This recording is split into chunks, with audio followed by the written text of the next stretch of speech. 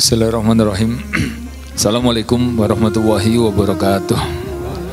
Alhamdulillah, salatu wassalamu ala rasulillah wa ala alihi wa sahbihi wa man wala.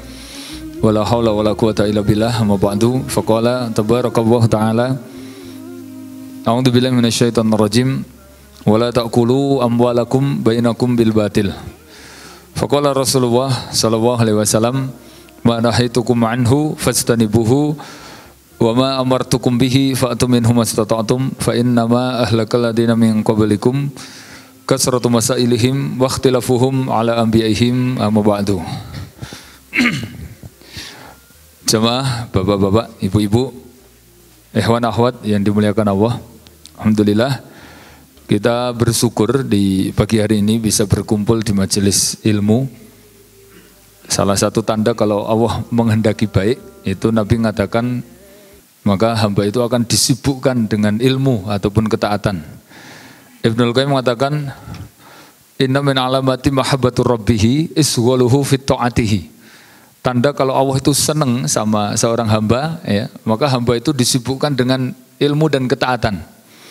Berarti kebalikannya, wa inna min alamati i'radu rabbihi, tanda kalau Allah itu berpaling dari seorang hamba, isghaluhu ma la ya'ni. Nah, hamba itu disibukkan dengan hal yang sia-sia atau mubadir atau enggak ada manfaatnya. Makanya Nabi ngasih ukuran kualitas bagusnya Islam seseorang. Orang itu dikatakan Islamnya bagus itu bukan dari jenggotnya, bukan dari sorbannya, tapi Nabi mengatakan diukur dari sejauh mana dia bisa meninggalkan hal yang sia-sia, gitu ya. Kan dalam hadis Nabi mengatakan min husnil islamil mar'i, tanda baiknya orang Islam itu tarkuhu malayakni, maka sejauh mana dia bisa meninggalkan hal yang sia-sia itu tadi. Jemaah rahimakumullah. Yang kedua, salawat serta salam untuk junjungan kita Nabi Muhammad sallallahu alaihi wasallam serta kepada para sahabat pengikutnya sampai yaumul qiyamah. Hadifillah rahimakumullah. Ayat yang saya baca tadi ya, dalam surat Al-Baqarah ayat 188. Kita kaji bareng-bareng di pagi hari ini. Semoga nanti bisa memberi acuan, motivasi dan manfaat untuk kita semua. Allah mengatakan, a'udzubillahi minasyaitonir rajim, wala ta'kulu amwalakum bainakum bil batil. Kamu jangan makan harta dengan cara yang batil. Ayat ini ada larangan dari Allah Ta'ala untuk mencari harta atau mencari maisah, pekerjaan atau usaha dengan cara yang batil. Batil itu lawan dari hak. Hak itu benar, nek batil berarti enggak benar. Rumus di dalam Al-Quran, ya, ada seorang ulama mufassirin, Syekh Abdurrahman As-Sa'di, itu menjelaskan gini, Pak. Al-aslu fil amri lil wujub. Asli semua perintah di dalam Al-Quran itu wajib. Kemudian kebalikannya wal aslu fin nahyi li tahrim. Asli dari yang dilarang itu haram. Lah ini dalam ayat ini ada larangan. Larangan untuk mencari harta atau bekerja atau usaha dengan cara yang haram atau cara yang batil. Kalau dilarang itu berarti haram. Dados ngeten. Allah itu kalau menentukan halal apa haram atau wajib apa enggak wajib, itu tidak mesti harus ada kata-kata wajib. Contoh, misalnya sholat itu kan wajib, walaupun enggak ada dalil kata-kata as-sholatu wajibatun, tapi karena ada perintah, ya, perintahnya aqimus sholah, dirikan sholat, maka itu dalil kalau sholat itu wajib. Waktu zakat, tunaikan zakat, maka zakat itu wajib karena itu memang perintah, itu loh. Mana dalil yang mewajibkan zakat? Yaitu perintah untuk zakat. Berarti perintah itu dalil bahwa itu wajib. Nah sama, mana yang menjadi dalil kalau kerja dengan cara yang enggak benar itu haram? Lah ini ada larangan. Allah melarang wala ta'kulu amwalakum bainakum bil batil. Kamu jangan makan atau bekerja atau usaha dengan cara yang batil. Jadi kalau usaha golek maisha, nyambut gawe apa bisnis tapi dengan cara yang enggak benar itu haram. Kok deg-degan tuh aku ki. Menggeh-menggeh loh. Biasanya aku ngisi nang ndi kok ora patek ngene iki, gitu. Wa ta'ala rahimakumullah. Yang dalane munggah ki mau yae. Hadifillah rahimakumullah, maka kita balik ke ayat ini ya, bahwa Allah itu melarang kita, berarti itu statusnya haram kalau kita kerja dengan cara yang nggak benar. Nah, sekarang yang jadi masalah gini, apa efek atau resiko ketika kita kerja, usaha atau bisnis tapi caranya nggak benar? Itu kata Ibnu Katsir, efek yang muncul itu minimal ini Pak ada dua. Yang pertama Pak, hasil dari pekerjaan itu loh haram. Jadi nek nyambut gawe ra bener itu hasilnya haram. Padahal kalau dapat hasil, dapat duit, rezeki, tapi ternyata kok haram, itu efeknya ketika makanan itu haram, itu kalau dimakan ya menjadikan api nanti dalam perut kita. Nek nggo ibadah ya ibadahnya enggak diterima, nggo ndonga ya doanya enggak diterima. Kalau untuk haji ya hajinya enggak diterima. Ini kata Ibnul Qayyim, efek dari makanan haram itu minimal ada 5. Kata beliau apa? Doanya enggak diterima. Walaupun junungan lendongo ngasih dremimil, lambene ngasih jedir lendongo ya Robi. Itu kalau makanannya haram, kata Nabi, fa anna yustajabu lahu. Piye tak tompo doa model kayak gitu itu. Kenapa? Wa mat'amul haram. Makanan yang kamu makan itu loh haram. Wa masyrabul haram. Minuman yang kamu minum ya haram. Wa malbasul haram. Pakaian yang kamu pakai. Oh tuku saya, tuku kelambi, jubah, tuku sarung walaupun gue sholat tapi duit hasil haram. Fa anna yustajabu lahu. Ora bakal tak tompo doa model kayak gitu itu. Itu yang pertama. Dampak ke doa gitu. Padahal nek dipikir itu dalam hadis itu wong isik ndonga niku kondisinya kepepet. Tambah lagi kondisinya safar. Nek wis safar kondisi kepepet, tambah lagi dia sangat memohon kepada Allah Ta'ala ngasih ngangkat tangan loh Pak, ya Robi gitu dalam hadis. Nek dipikir orang mungkin kok ditolak. Wong ndonga itu aja meneh kok wonge kepepet.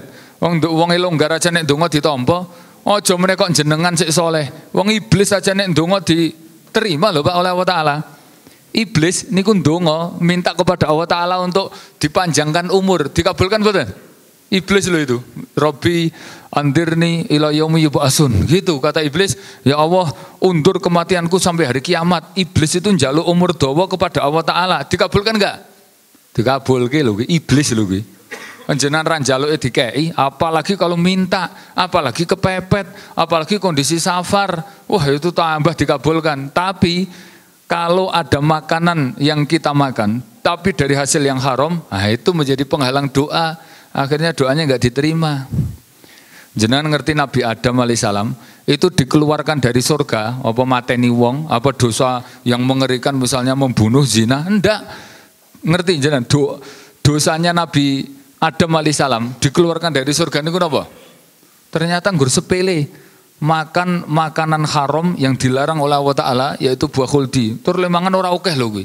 Dalam riwayat itu nggur rong cokotan. Ora kok rong kintal. Nah, sekarang enak loh sih modelnya itu ngutil apa jeruk kok rong bagor ngono kuwi. Padahal haji lho kuwi. Masya Allah. Bahkan ada biro haji ki ngutil banyu zam-zam.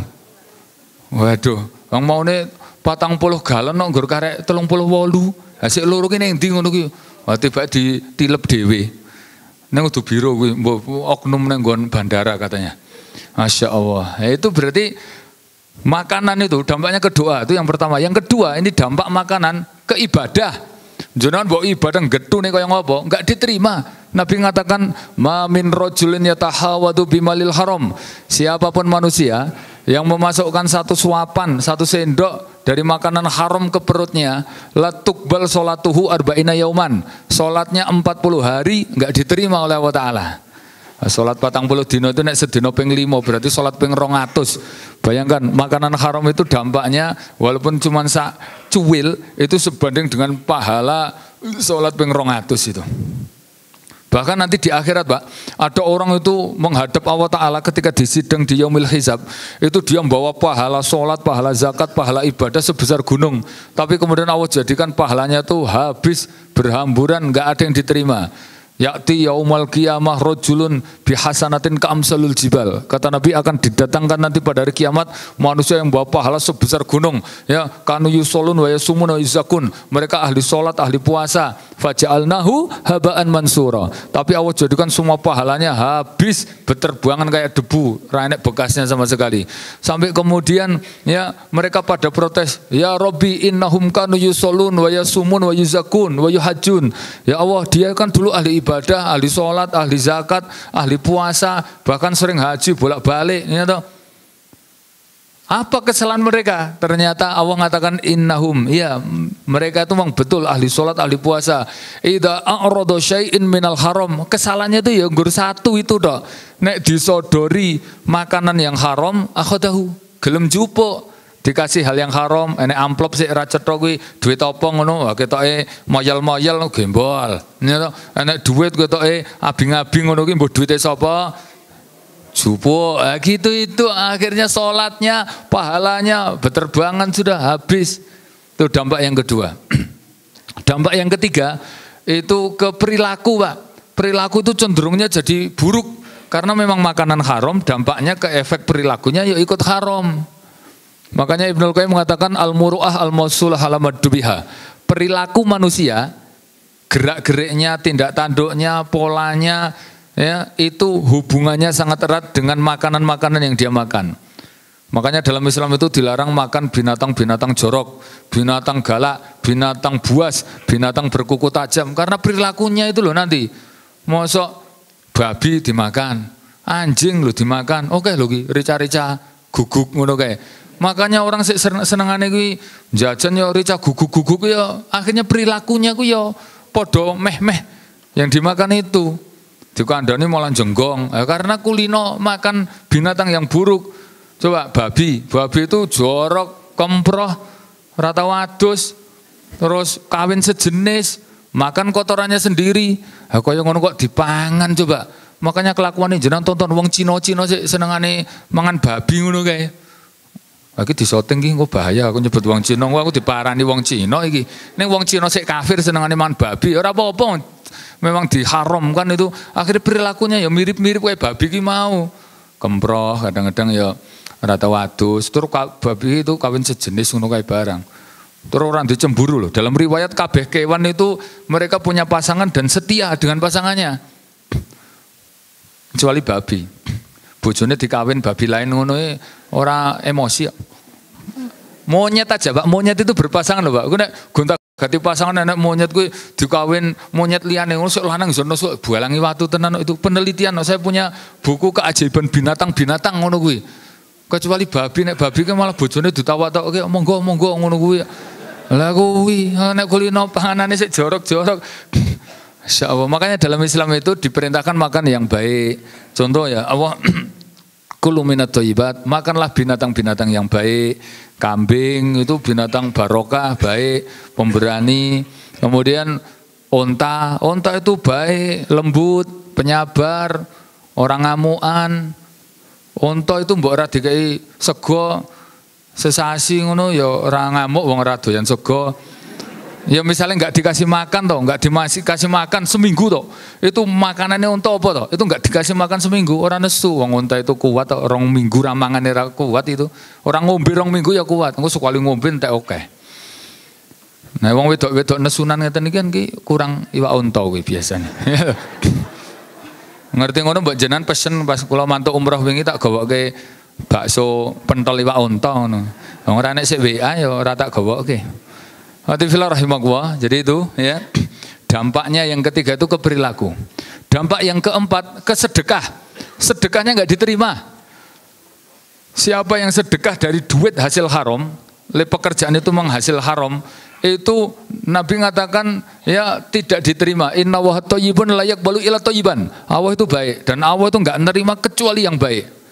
Bahkan Sufyan Ats-Tsauri mengatakan man anfaqa bimalin haram kal ghusli bil bauli. Siapa yang infak tapi dari duit hasil haram itu seperti orang nyuci tapi pakai air najis, air kencing yang itu akhirnya ora tambah resik tapi malah tambah babar kotornya itu. Kan kudune nek misalnya ini jubah ini reget ya toh, atau sorban kotor dikumbah pakai air bersih supaya nanti bersih. Nah, tapi kalau air yang digunakan untuk umbah-umbah itu dari air najis, kuwi kan malah tambah babar toh najisnya itu. Lah sama orang infak tapi dari hasil duit nyolong atau duit korupsi, maka infaknya itu enggak diterima. Nek kaitan harta itu Pak, hisapnya nanti di akhirat double. Min aina iktasabahu wa fima anfaqtuhu. Goleke dari mana, menyalurkannya kemana, itu double. Kan nanti manusia kalau mati ditanya 4 hal, umurnya ditanya, nek iku ditanya nggih apa ngono tok, ilmu diamalke pora, itu satu tok.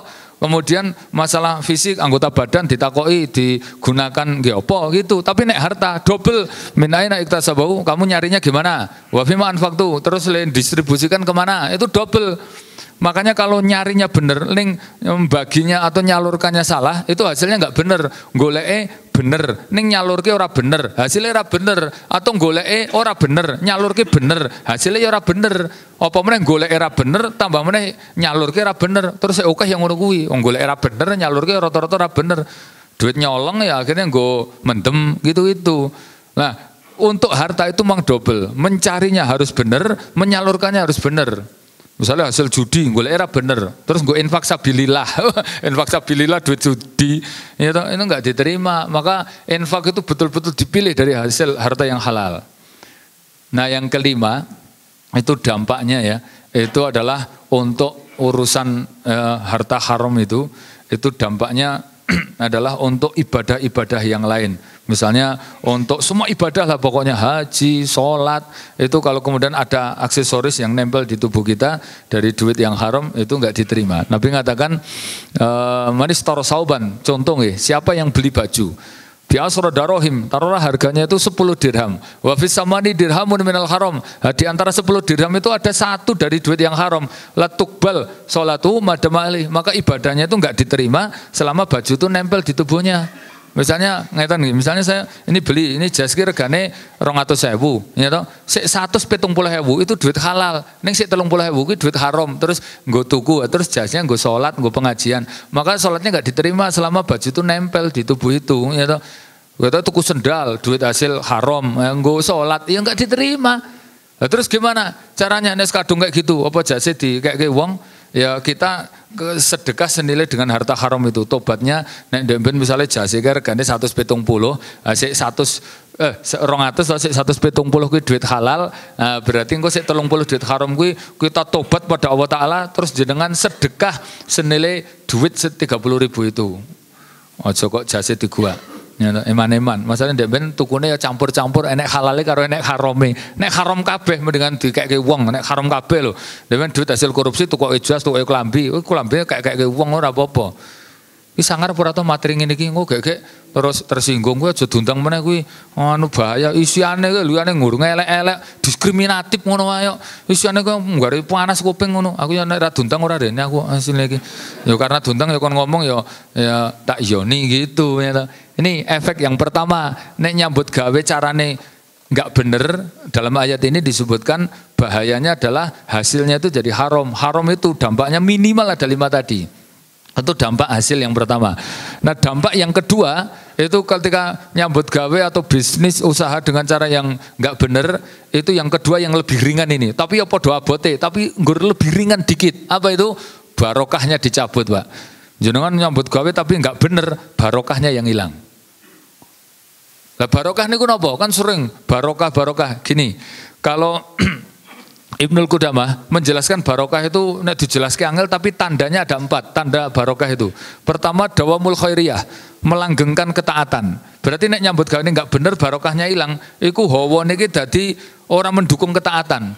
Misalnya antum nyambut gawe tadinya biasa ya toh, nyambut gawe ini seperti ala kadarnya, terus anaknya nurut, bojone solihah, gelem ngaji, gelem TPA. Itu ketika entuk duit yang enggak barokah, misalnya duitnya tambah gede memang, hasilnya oke, tapi karena caranya enggak bener terus barokahnya hilang, itu kecenderungannya untuk ketaatan jadi berkurang.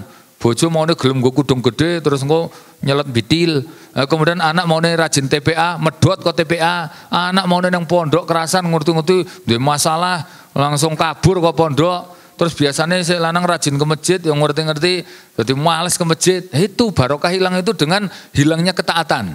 Itu tanda yang pertama. Yang kedua apa? An-nukson ilal kasir. Barokah itu sedikit tapi jadi nyukupi. Nek barokahnya hilang, ketoke oke, hasilnya oke, ning dadi ora cukup. Nah, kan aneh to. Wong tambah oke kok tambah ora cukup. Bahasan dek ben pas sithik malah cukup. Enten mboten? Dek ben nyambut gawe nggur dodol pentol ngono ki malah cukup, nurut-nurut, penak, bahagia, ra ndek utang. Bahasan hasilnya oke, malah tambah kurang, malah utangnya oke. Wong hasilnya nyelot gede tambah utang ki lho. Itu barokahnya bisa jadi yang hilang. Yang ketiga ya al-marid ila syifa. Itu memang barokah itu yang membuat tadinya sakit, sempit itu jadi lapang, jadi sehat. Tapi nek barokahnya hilang, bisa jadi kebalikannya. Mau nih longgar jadi sempit, mau nih sehat malah jadi loro. Duitnya oke, tapi jadi opnam bae ngono kuwi. Nek ben pas duitnya sithik rata opnam. Lagi termasuk tanda-tanda kalau barokahnya hilang itu. Cuma rahimakumullah. Sekarang kita kaji tentang bagaimana resep para ulama supaya pekerjaan kita itu bisa berkah. Ini saya nukilkan nasihat dari Ibnul Qudamah Al-Maqdisi dalam kitab Minhajul Qasidin itu, untuk supaya pekerjaan kita, usaha kita, nyambut damel niku iso berkah bisnis kita itu minimal ada 6 ini syaratnya atau 6 amalannya. Yang pertama, beliau mengatakan la yudayyiqu an waqtihi. Jangan sampai nyambut gawe atau usaha kerja itu ngentekke waktu. Karena Allah itu sudah membagi waktu itu ada siang malam, siang untuk nyambut gawe, malam untuk istirahat. Ayat yang terkenal alladzi ja'ala laila libasa. Allah jadikan malam istirahat, tidur, wa ja'alna nahara ma'asa. Kalau siang cari maisah, kok malah hawan turu, atau nonton TV, bengi malah ngeludur nyambut gawe iki ayatnya diwalik-walik kayak gitu itu. Atau malah awan bengi pul nyambut gawe kabeh kuwi ya ora mesake badan, itu mendolimi badan kayak gitu itu. Itu menjadikan barokahnya hilang. Walaupun nyambut gawe oke, duitnya oke tapi entek waktunya. Padahal waktu itu bagian dari kekayaan. Ya Pak, jadi waktu itu kekayaan loh Pak. Jangan dianggap kekayaan itu nggur wujud duit. Duitnya oke ra ndek waktu, mendingan duwe waktu oke no. Karo duitnya oke. Iya. Kan ada Pak, ada gini, ada orang itu duitnya oke ning ra ndek waktu. Milih pundi? Duitnya oke ra ndek waktu. Apa duwe waktu oke ra ndek duit? Apa duitnya oke, duwe waktu oke, karo duitnya ya oke. Nah itu. Nah itu. Sing paling parah nomor 4, wis ra ndek wektu ra ndek duit. Ngopo kowe? Suwibuk banget pol nyambut gawe, ati bayar ndek duit, Apa itu, makanya kita bagi jenengan tonton. Ini saya sampaikan ya, ilmu penting ini. Ini jarang disampaikan para mubalik itu. Liyane nang kene ora tak sampaikan kok iki, penting iki.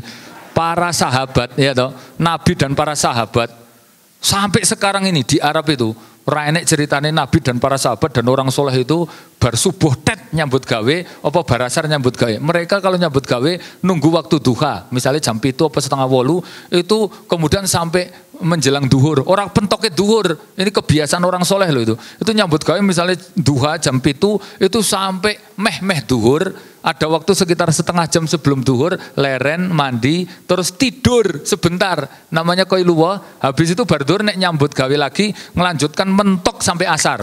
Orang enek ceritane sahabat itu barasar nyambut gawe. Ini malah suge-suge. Dia nek orang-orang soleh dulu sampai sekarang loh Pak. Orang Arab itu orang enek ceritane barasar nyambut gawe wong Arab. Wong Arab ki barasar ya ngejaki bojo-bojone ngono wae, piknik apa sopang-sopeng, dolan-dolan.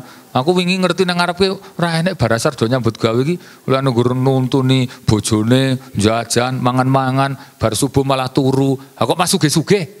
Cek direm petentengan barasar nyemprot, bengi nglembur, kemudian esuk bar subuh. Ngono kok ya utange akeh, ngenes ngono. Ora ndek mobil. Wong Arab ki kabeh omahe dhuwur-dhuwur lho Pak. Ya toh, terus AC kabeh ra nek sik gedhek lho tak titeni kae. Tambah meneh mobile gede-gede, model Avanza ra enek kok. Aku yang gumun golek Avanza nang ngarepe ra enek kok, ya toh. Masya Allah, saking sugihnya tuh kabeh gratis, sekolah gratis, listrik gratis, kemudian rumah sakit gratis, jalan tol gratis. Orang gur tol kabeh dalane kelas tol. Orane ora bayar, dadi ya kaya udu tol ngono kae. Wombo-wombo alus-alus lurus-lurus, ora nek gronjale ora bayar. Ha kene tole wis tole gronjal-gronjal, elek-elek, cedek-cedek, bayar. Ora ngelingi kon ngisi akad pagi ngono apa aku ora asik ning ngarep ora mulih-mulih sisan ngono. Gandeng di WA Pak Mujaidah kae lho kon ngisi dadi ya mulih aku. Alhamdulillah rahimahullah tuh nomor 1. Pokoknya jangan sampai le nyambut gawe ngentekke waktu kita. Itu sampaikan ini barokahnya kuatirnya hilang. Karena ada orang yang nyambut gawe itu sampai lebih dari kapasitasnya. Nek normalnya misalnya 7 jam. Kayak Nabi para sahabat itu kan pagi sampai siang itu enggak pernah lebih dari 7 jam. Gue enak sampai 15 jam, ya Allah. Mau angkat misalnya jam 12:30, toko ngomah 12:30 meneh, ya, 12:30 bengi, toko ngomah 12:30 awan. Saya punya temen itu malah luwih ngenes meneh. Mosok nyambut gawe 22 jam itu Pak. Lah mangkat dari rumah ba'da maghrib, toko pasar barisa. Barisa kuwi kulaan toko 9:30, karo bakule koncone 5. Ya toh, sak truk ban dobel mangkat 10:30. Terus sampai pasar pasarnya Adobiang daerah Pacitan ngono, itu sampai sana subuh. Karena tokone Pacitan ngeterke bakul liyane wong 5 ki mau, mecer-mecer. Mosok kok tau mangu toko Pacitan kok nglewat Pracimantoro ki ora ntelocore kadoan to kuwi. Ya tapi karena bakule ning kono. Terus sampai sana dodol paling sampai jam 10-11 nanti pulang ngampiri bakule lagi sampai tang mangu 4:30, terus pulang ke rumahnya 4:30. 4:30 ya toko 4:30 neng omah itu toko 5:30. Jadi kadang-kadang guru sak jam lagi ngeletak dilit maksur ba'da maghrib mangkat meneh neng pasar. Terus nanti gitu sampai pasar 7:30 apa barisa terus kulaan terus mangkat lagi jam 9:30 sampai sono subuh terus ngono kuwi ya toko ngomah jam 4:30 toko ngomah 4:30 nang omah sak jam mangkat meneh. Yuh uripe ki entek liyane gorong dalan wae liyane mentelengi aspal ngono kuwi. Bojo ya ora tau dikancani, anak lho ora tau tunggoni, ngentek wektu kayak gitu itu. Ya Allah. Misale wong sugih banget ngono aku ora kepengin nek ngono kuwi. Aku yang ngono kok tibake ya ora patek sugih, biasa ngono ya ora ndek mobil ki. Alah, berarti yang ngenes nek ngono kuwi. Alhamdulillah rahimahullah. Maka nomor 1, jangan sampai ngentekke waktu kita karena waktu itu bagian dari kekayaan. Yang kedua, kata Ibnul Qudamah adalah Allah yudhi'u an sehatihi. Jangan sampai kemudian pekerjaan itu ngentekke kesehatan kita. Karena sehat itu rezeki yang tinggi. Kata Ibnul Qayyim, ya almal adana rizqo. Duit itu rezeki yang rendah. Wal afiyah sehat itu a'la rizqo, rezeki yang tinggi. Wasilahul abna, punya anak yang nurut, istri yang solehah itu afdhalur rizqo, rezeki yang utama. Wa ridho Allah ya tamamur rizqo. Tapi kalau dapat ridho Allah rezeki yang sempurna. Itu kata Ibnul Qayyim itu terkenal itu kalimat itu. Berarti nek antum tuh dapat ridho Allah, terus duwe anak bojo solihah, terus rezekinya itu cukup, tambah meneh sehat. Semua dunia di tangan kita. Ya walaupun antum mobilnya nggur siji, omahe siji, kabeh serba siji, bojone siji, anak siji, kabeh siji kabeh, tapi kecukupan kabeh. Sedina ya beras yang nggur sekilo, tapi hari itu ada. Kan sedina ya paling sekilo toh. Misalnya jenengan wong 3, wong 4, apa sekilo sok-sok ya turah lho kuwi. Wong sekilo dadi 10 piring lho Pak. Itu misalnya jenengan tiap hari dapat beras yang nggur sekilo. Omah ya walaupun kecil kayak gitu. Itu apa bedanya karo orang sik sugih banget kae. Misalnya di omah ngasih 20, mang omah 20 dituruni kabeh kan ya ora iso. Wong misalnya omah 20 itu kamarnya 20 juga. Itu kamar 20 ya ora iso dituruni bareng. Kamar 20 ya sik dituruni nggur 1. Misalnya jenengan duwe juragan duwe beras tiap hari ki 20 ton. 20 ton karo sik sedina sekilo kan padha. Emangnya peh wong sugih sedina mangane 20 ton. Kan sama toh. Jenengan duwe klambi pirang ewu setel karo sik duwe klambi ngurung setel sama. Emangnya 1000 setel dienggo kabeh kaya wong edan kae malah klambi 1000 setel dienggo kabeh. Duwe sepatu diri-diri ngasih pirang puluh pasang, ya sik dienggo yang nggur sepasang. Itu rezeki itu aslinya yang kita pakai, yang kita makan. Nek niku jenengan kok terus loro, maka semua kekayaan itu enggak ada artinya, Pak, kalau sakit. Makanya ketika antum itu kondisinya duwe jatah hari itu aja, terus badannya sehat, ya toh, tambah meneh dapat ridho Allah Taala, dunia di tangan kita. Nabi ngasih tahu gini, mangkana aminan fi sobah, siapa yang di waktu pagi aminan fi nafsi, dia dapat ridho Allah dengan tenang jiwanya, tenang pokoknya, ora dioyok-oyok polisi karena duwe kasus, apa dioyok-oyok debt kolektor karena duwe utang, apa dioyok-oyok bojo galak karena nggawa ali-aline bojone ra ngomong misalnya. Pokoknya tenang, uripe tenang, ora nek nekan beban pikiran, enggak ada tekanan psikologi. Terus yang kedua itu badannya sehat, wa afiatan fi jasadi. Terus yang ketiga wa kana lahu qutan fi yaumihi. Kata Nabi hari itu dapat rezeki, hari itu aja. Fa kana dunya fi yadiha. Itu Prinsip hidup itu ngono kuwi ae. Rasa ngoyo, derewane petentongan golek tumpuk. Lah terus ge apa nggon golek tumpuk, golek simpen, golek templokke, golek kareti. Bariku lara, mbasan lara duwite sik ditumpuk-tumpuk. Nggo nebus larane, mbasan duwit entek, larane rong mati. Alah, urip kok kaya ngono kuwi. Getun, sedih banget, Pak. Nabi pernah ditanya, siapa manusia paling bodoh dan rugi? Nabi menjelaskan ada 3. Salah satunya apa? Ghaniyun sahih, orang kaya tapi pelit. Wong sugih nek pelit, kuwi orang yang paling bodoh dan paling rugi. Kenapa bodoh? Karena dia capek-capek golek duit, petentongan liyane golek duit, pikirannya kerja, duit. Ya toh, setelah duitnya ngelumpuk, ya toh, dia itu enggak bisa menikmati, dipangan eman, digunakan eman, kemudian habis itu dia mati, ya toh, duitnya dipek wong liya, sik menikmati orang lain, tapi nang akhirat dia itu sik tanggung jawab. Bodoh apa rugi ngeten niku? Wong golek lho, dinikmati ora, dipaneman ora, malah sik menikmati orang lain.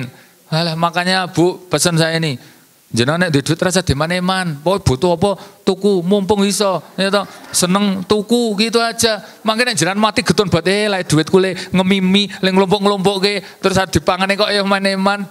Makanya nek bar niki kira-kira pengen tengkleng tuku, ya toh, kira-kira pengen turun nang hotel langsung booking paling piro to?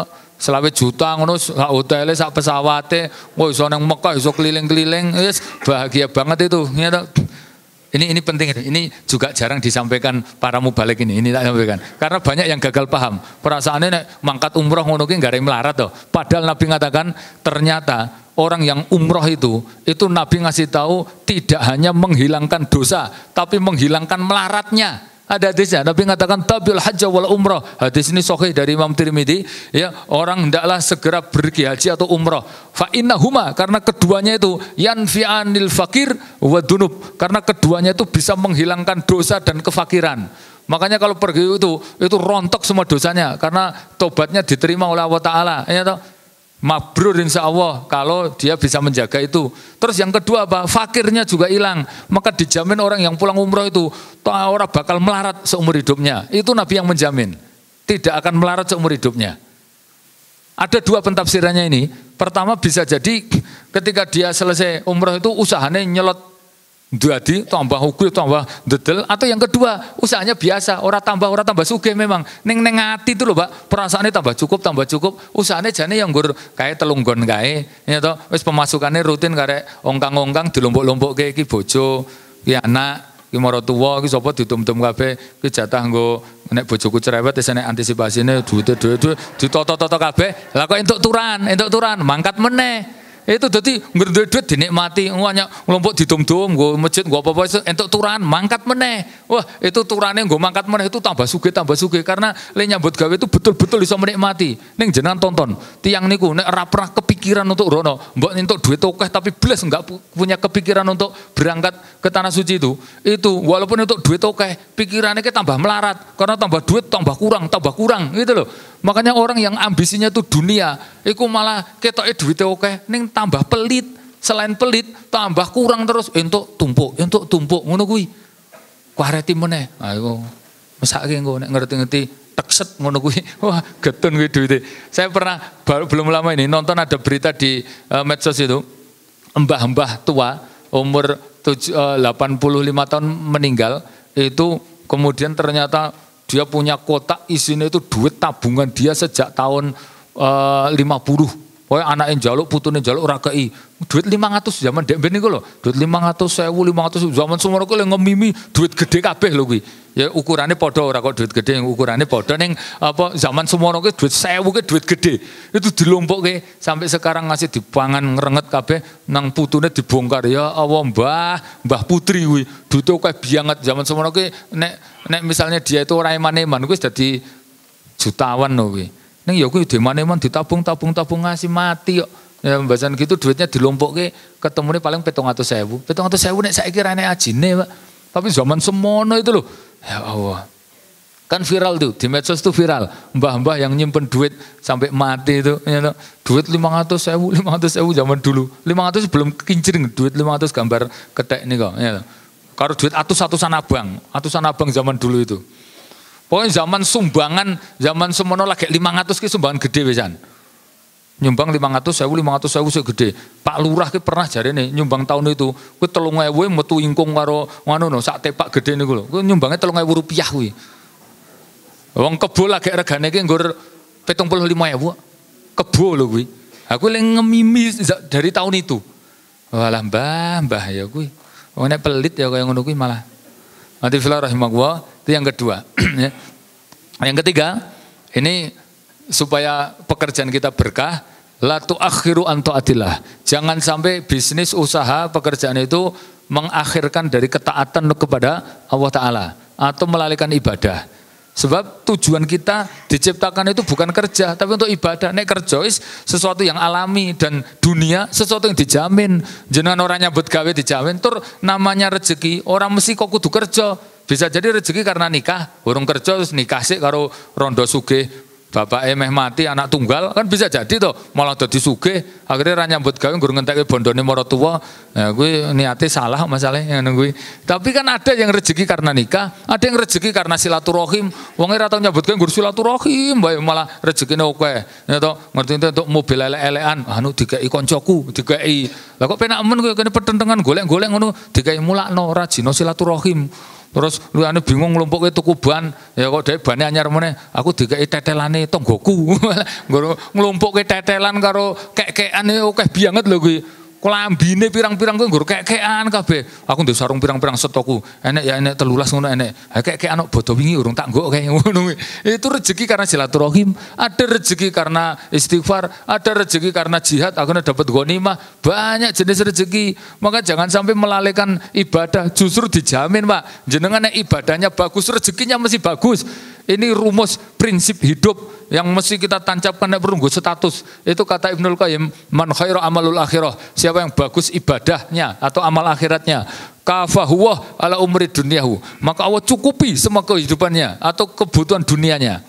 Makanya orang yang bagus ibadahnya atau bagus akhiratnya, maka dijamin bagus dunianya. Makanya tidak ada ceritanya para ulama, orang-orang yang bagus akhiratnya, para kiai, terus uripe ngenes-ngenes itu jarang.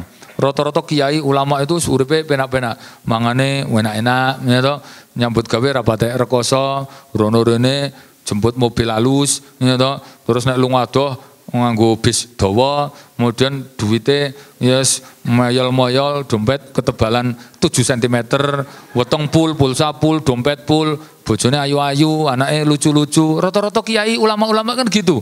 Ya toh, jenengan nonton nanti anak kiai kok rekoso banget ngono kae ngasih bengi-bengi nyuluh kodo apa dodol pelendungan, ngasih panas-panas, ngasih meling-meling ngono jarang. Wis rata-rata uripe penak. Ya Allah, saya nonton ya. Ini yang kita bangga-banggakan orang barat itu kayak Cina, Wuhan atau kemudian mana ini di Inggris itu resesi ekonomi. Ini kan sekarang ungsum resesi ekonomi itu masih do bunuh diri. Bahkan di Inggris itu sampai nggur sekedar makan aja sampai jadi PSK. Jadi jual diri ngurus sekedar iso mangan. Di Cina itu ngasih do terjun kok tembok-tembok itu loh, Pak. Itu viral loh sekarang itu. Ngurus sekedar iso mangan itu direwangi dosa kaya ngono kuwi. Coba nek dadi ulama, tokoh agama, jemene kok kelasnya ulama, mbokmu balik desa-desa ngono wae. Iku nek ngurus sekedar mangan, alah sedina ngisi taklim ping 7 ngono. Tolam taklim, toblak tablik ngono kuwi nggur mangan terus lho kuwi. Misale sak nggon werna 3 ngono wae, nek ngisi pendah 7 nggon kan 7 ping 3, seneke 21 lho kuwi. Kuwi urung madange, urung wedange. Alah nek ngurus sekedar mangan ngasih bingung le nolak. Saya bayangkan ngurus sekedar mangan ngasih direwangi dosa. Masya Allah, ya itu karena barokahnya hilang. Makanya di sini jangan sampai melalaikan ketaatan. Allah itu sampai betul-betul melarang kita. Ini ancamannya keras. La tulhikum amwalukum wala auladukum an dzikrillah. Jangan sampai bisnismu, pekerjaanmu itu melalaikan kamu dari ibadah, dari ketaatan. Tugas kamu loh ibadah. Wa may yaf'al dzalika, nek nekat ngono kuwi terus faulaika humul khasirun, rugi di dunia itu ya dia ora bakal entuk punjul dari ketetapan takdir yang ditetapkan, rugi di akhiratnya neraka jelas. Wong tugas ibadah kok malah golek duit wae. Makanya orang-orang yang kayak gitu nanti getun banget, Pak. Getun karena dia capek golek dunia sampai ibadah kawur, salatnya kawur, kabeh pengajian ra iso. Ning dindis ra iso, ngaji lho ra iso, ngaji nang masjid lho ra iso. Karena liane kerja itu tadi. Itu nang akhirat getun banget itu. Dan dia nanti kena diparani malaikat ketika mau mati. Mesti pengennya untuk ditunda umurnya itu. Makanya ayat itu dilanjutkan, Rabbi laula akhortani ila ajalin qarib. Ya Allah mbok ditunda kematianku, mbok diundur dikit aja. Ngapain? Harap ngopo coba? Wong-wong yang ngono kuwi. Kok ndadak mau minta ditunda kematiannya. Fa asaddaqo, saya pengen sedekah. Wa aku minas solihin, saya pengen jadi wong soleh. Telat. Pengen jadi wong soleh kok mbasan meh mati, pengen sedekah kaya.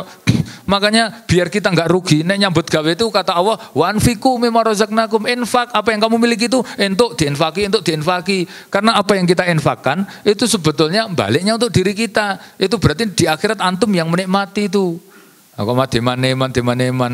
Justru apa yang kita serahkan pada Allah, kita infakkan, itu malah resmi menjadi milik kita. Antum nek pengen nyimpen gua awake dhewe, kuwi ora kok kaya mbah-mbah ki mau, dadak dokoke kotaan kaya ngono akhirnya mati dipek wong liya. Antum mbok nyimpene rapinya kayak apa? Dengan super maksimum security. Dilebokke boke dilebokke boke iku mau dikancing dilebokke berangkasnya di passwordnya tambah kunci plus password, baru kuwi berangkasnya lebok lemari ini digembok, tambah meneh sikile lemari kencang nganggo rantai, baru kuwi dilebokke kamarnya digembok, kamarnya nang jero omah omahe gembok, omahe dipagri terenteng gembok, ning nek jenengan mati tetep kebuka kuwi. Iki Pak D kok duwe kunci sak ombyok ngene iki dibukai sitok-sitok ketemu. Coba nek misalnya antum punya duit diserahkan kepada Allah Ta'ala, aman langsung resmi jadi milik kita. Wa ma anfaqtum, kata Allah, ma indakum yanfadu, apa yang di sisi kamu hilang, wa ma indallah huwa bakin, tapi yang di sisi Allah itu kekal, yang di sisi Allah itu loh resmi menjadi milik kita. Makanya nek antum duwe barang sik berharga, nek pengen resmi menjadi milik kita, serahkan aja pada Allah Ta'ala. Itu ya, jangan sampai melalaikan ketaatan itu. Ayat yang keempat, la tu'akhiru haqqu ghairihi. Ini supaya barokah. Yang keempat, jangan sampai pekerjaan usaha bisnis kita itu mengurangi atau melalaikan hak orang lain. Jenengan Pak, bapak-bapak ini sedoyo, itu masing-masing itu punya kewajiban. Yang kewajiban jenengan itu menjadi haknya orang lain. Kan masing-masing orang punya status. Semakin banyak statusnya, semakin banyak kewajibannya dan semakin banyak hak yang ditunaikan. Contoh misalnya saya statusnya suami untuk satu istri, itu kan berarti satu status ini punya kewajiban. Yang kedua status bapak dari 5 anak, berarti kan status 2 punya kewajiban bapak ya ke anak nafkahi macam-macam. Kemudian status yang ketiga anak dari 1 ibu, berarti kan ibu punya hak, saya punya kewajiban untuk ibu saya. Kemudian status lagi kakak dari 6 adik. Adikku 6 loh gitu. Itu berarti saya punya kewajiban karena status kakak. Terus tambah mana status Pak D dari 16 ponaan. Yang turuyul kayak oke tiba tak hitung 16 kok. Wih, gitu. Itu kan berarti masing-masing status itu punya kewajiban. Jangan sampai, Pak, jangan sampai jenengan le nyambut gawe kerja itu menjadikan hak itu enggak terpenuhi. Bojo lho, nggur siji ngancani ra iso. Nggur bojone ngejak nembaske bakso bareng ngono e. Ngasih awet bodoh wingi teko ki meh bodoh meneh rung kelakon kok. Coba itu berarti le nyambut gawe ngopo ngono jane. Nggur ngeterke bojo jajan atau numpak bis dawa ngono kok ora pernah. Mbok sekali-kali nek ora pernah numpak bis apik-apik lho lewat Tawangmangu niku, Pak. Mbok sekali-kali ki tuku tiket, bojone tumbaske tikete dokoke ngarep dhewe. Tumbak ibu engko teko Jakarta kan seneng to, urung pernah ngerti Jakarta. Ngono nang Jakarta dijak tawaf ning keliling mall. Apa Monas, mau dilebokke mall sisa anu ben seneng gitu, dipoto gitu. Aja kaya duit tapi nggur koneng mall ngono tok ben seneng. Kan nggur ben seneng ngono. Aku mulai tuku tiket meneh, tumbaske apa, wis seneng biar lho. Itu termasuk memenuhi kewajiban istri. Anak juga punya hak, gitu. Jangan sampai nyambut gawe itu anak aja nang pondok ngasih saumur-umur lho, ora pernah nengok anak lho, ora sempet karena nyambut gawe terus. Ngasih anak wisuda lho ra iso ngeterke. Astagfirullah, ngeterke wis ra iso, ngasih wisuda ya ora ngerti. Dadi ngasih anake luluske pondoke ndi ngono ora ngerti kok. Astagfirullah. Oh enek ngono kuwi aku diceritani masalahe. Ngerti wong iki nganggo kudung biru kok kuwi. Wis tak titeni kae wonge kae ngono tak critake. Alhamdulillah rahimahullah. Jadi itu jangan sampai pekerjaan itu mengurangi hak kita ke anak, keluarga. Pokoknya jangan sampai nyambut gawe wong ibu nggur siji lho, marani setahun pisan iku kadang-kadang ora sempet. Kadang-kadang nek omahe cedhek ngono kuwi, itu aturannya seminggu sekali lho kuwi. Aturan itu. Ada saya punya buku tentang kebiasaan orang soleh itu, nyambang ibunya kalau memang deket itu kurang dari 1 farsa untuk seminggu sekali etikanya. Lagi omahe nggur beda RT kadang-kadang mboke seminggu pisan ora mesti, mbok mantuk ke masjid mampir nggone mboke ngopi-ngopi, so mantuk ke masjid mampir meneh ngono kuwi lho. Oh getun dong, nek mboke mati lagi getun. Oh ngerti ngono. Mbasan mati diulang-ulang pas urip ngono ora pernah ngancani ora pernah, ulang-ulang ora pernah. Itu kan getun nanti. Baik, yang kelima. Wis meh rampung jam 7 ini. Yang kelima adalah ala yakunu fi minadulmin. Jangan sampai bisnis usaha itu ada unsur kedoliman. Karena barokahnya nanti jadi hilang. Dolim itu merampas hak orang atau dengan cara semena-mena, itu dolim. Misalnya patoknya dipindah, orang ngomong wonge, digeser sidik-sidik. Nah di tempat saya itu galengannya ini dipaprasi. Nah, terus duwe iki kok nyelot cilik kan dipopok, ini papras, ini popok. Hasilnya geser no. Aku nek geser misalnya rongkilan, iku nek ditanduri pari sak dueret ngeten niku. Iku apa namanya yang tumbuh dari hasil geser patok itu dosanya gede banget tuh. Selain hasilnya haram, itu Nabi mengatakan dilaknat oleh Allah Ta'ala dan apa yang digeser tanahnya itu dikalungke pada hari kiamat. Berarti itu dolim. Atau dengan malak, masa nggur jajan sego tindel ngono kok 8 dasa ngono kan pamalakan to kuwi. Saya pernah loh sama temen itu nggur nggo 50.000 ki mampir hik ngono lah hik paling dhewe penting kon jajan apa nek sego kucing loro karo lawuh tempe loro eding ngono wae. Kan paling 3.000 ping pindho tambah tempe terus 10.000 20.000 to paling. Mau tambah wedang ngono pol-pole loro 10.000. Berarti paling pol wis 40.000 ngono. Wis rencana ngono wong loro, Pak. Ya to. Lah kok mbasan kiri dhewe pinten, Bu ngono ki. Wong nganggo kalkulator gedhi ngono kuwi. Dudul-dudul ngono. Pinten ngono. 8 dasa gangsal ngono ki. Astagfirullah. Waduh, gur 50 iki, Kang. Iku jenenge apa namanya pemalakan ngono kuwi. Ya to. Bu niku kalkulatornya rusak pripun? Tiba emang dodolke kalkulator rusak ya koyo ngono kuwi. Wong cetha nggur sego kucing loro, wedang loro, tempe 4 lho. 85 iki ketemu nalar kondi coba. Neng hik kuwi. Perkiraanku 35 wis paling pol lho kuwi. Kuwi dolim koyo ngono kuwi. Ya toh. Makanya antum nek kira-kira mbok duwite akeh ki rasa pekewo-pekewo. Niki pinten ngono takok sisan. Nah timbangane dipalak ngono kuwi itu dolim gitu. Nyambut gawe model ngono-ngono kuwi ora barokah kuwi, ya toh. Atau dengan cara apa najas. Najas itu ya dolim. Najas itu nyuruh orang untuk nawar tapi tujuannya bukan untuk beli. Jadi ngakon wong kon ngenyang itu tujuannya biar ngunggah ke rego. Itu namanya najas. Kata Allah wala tanajasu. Kamu jangan jual beli dengan sistem najas. Itu haram. Atau goror. Goror itu dengan unsur nggak jelas. Jadi kuwi anu sak panenan ya, kita tuku sak panenan ya, kuwi enggak jelas. Ya nek panen, nek ora panen, iki pokoknya anu apa urung wayah wis diijon ditebas kabeh. Itu ya enggak boleh, kudu jelas itu lho, Pak. Ya toh, iki ketoke regane mundak iki, langsung urung wayah wis dituku sik. Ya toh, misalnya iki pasarane jane makanya tebas yang tidak ada unsur kejelasan itu enggak boleh karena dolim. Nek misalnya sik nebas ki kurang, engko apa namanya petani niki badine koken niku petani ini mendolimi. Misalnya ki payune jane apa payu bisa sampai 5 juta. Ya toh. Ditebas ke untul-untulan ngengkel wae ngasih bolan balen di bakul, mohon marani bakul ping pirang-pirang akhirnya kena 10 juta. War tebasannya 10 juta misalnya. Ternyata regane mudun terus sik nebas iku kejelokan rego, akhirnya mau bayar 10 juta, payune karek 5 juta. Kuwi berarti petani ki mendolimi ngono kuwi.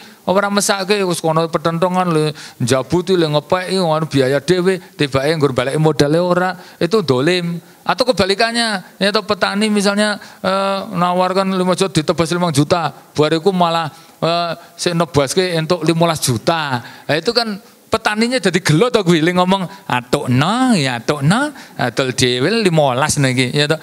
Itu hal-hal yang kayak gitu tuh dihilangkan dalam Islam. Caranya gampang. Ya tebas boleh tapi caranya jelas ngono ki per kilo semene gitu atau jelas pokoknya hal-hal yang jelas lah. Hal-hal yang spekulatif sifatnya itu ada untung-untungan itu kayak judi nanti. Untung-untungan untung kuwi nek untung badine oke. Nek ora ya gejombrot ngono kuwi. Makanya dalam Islam itu penak loh. Dagangnya penting ada hitungan jelas. Ya enggak ada spekulasi, ada barang kulakane sepiro didol sepiro, ada selisih dilepas, terus doa barokah gitu aja. Kok repot-repot. Wong kadang-kadang nganggo untung nganggo bolan baleni, ngasih aku bolak-balik dikon, "Le kono tembusan oke bakul kae kono apa gelem semene kekno ngono bolak-balik." Wis apa bingung ya. Dolim, intinya dolim. Malsu apa sekarang kan banyak pemalakan, pemalsuan, pembegalan, pencurian. Palsu kabeh dipalsu loh sekarang. Minyak zaitun palsu ada, madu sintetik, madu palsu ya ada. Ngasih air zam-zam palsu loh ada itu. Di Indonesia dulu digerebek masuk zam-zam palsu, zam-zam Jawa. Enak aja kok ya Allah. Endok palsu loh ada sekarang. Cina itu bikin endok palsu. Arep golek bathi apa to jane direwangi kaya ngono kuwi. Yang terakhir ma yakunu fihi minal ma'asi. Supaya berkah, jangan sampai dalam transaksi nyambut gawe kerja itu ada unsur maksiat. Maksiat itu ya pokoknya dapatnya duit itu hasil dengan ada unsur maksiatnya. Misalnya megal-megal joget nganggo katok ketat terus entuk duit. Mbok dadi operator senam, mbok dadi DJ nang nggon kafe, apa dadi penyanyi dangdut malah nompo saweran pirang-pirang. Yo ya itu jan. Apa dadi foto model, wong buka aurat lho, kok main entuk duit. Dipotret-potret fotonya didol. Atau dia ngupload yang YouTube kemudian untuk subscriber oke banget karena maksiatnya. Kan biasanya wong lanang seneng nek nonton sik nggon aurat ngono akhirnya langsung sik nonton oke banget. Akhirnya untuk jatah kok YouTube pirang-pirang ada loh salah satu artis porno itu dapatnya per bulan itu 3 miliar dari upload yang YouTube itu dari Google-nya itu segitu. Bikin konten-konten sik orang genah itu akhirnya dapat duit pirang-pirang. Ya, ini ada maksiatnya. Nah, misalnya kontennya tausiah untuk duit oke, ini lain. Ini unsur kebaikan sih penting ada maksiatnya di situ itu loh. Kan banyak tuh sekarang maksiat untuk duit. Ya, zina jelas maksiat. Terus dia dapat hasil dari unsur maksiatnya itu. Nyewa ke kamar. Nah nyewa villa misalnya sedino sewengi jelas itu kelihatan itu wong keluarga wong sedino sewengi. Nek nyewa kok nggur sak jam. Jelas nek kita nggih apa nek nggur sak jam. Wah bahaya itu. Makanya hati-hati. Nanti kalau ada unsur maksiatnya barokahnya itu yang dicabut oleh Allah Ta'ala. Tapi saya pikir itu semoga bermanfaat. Akhirul da'wana alhamdulillahirabbil alamin. Subhanakallahumma wa bihamdika asyhadu an la ilaha illa anta astaghfiruka wa atubu ilaik. Wabillahi taufiq wal hidayah. Assalamualaikum warahmatullahi wabarakatuh.